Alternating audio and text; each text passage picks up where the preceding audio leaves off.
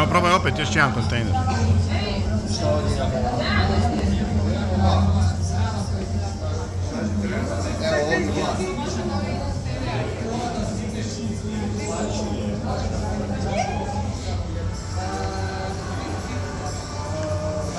Jesi ti njemu objasnio kako se to pali? Kako se gasi?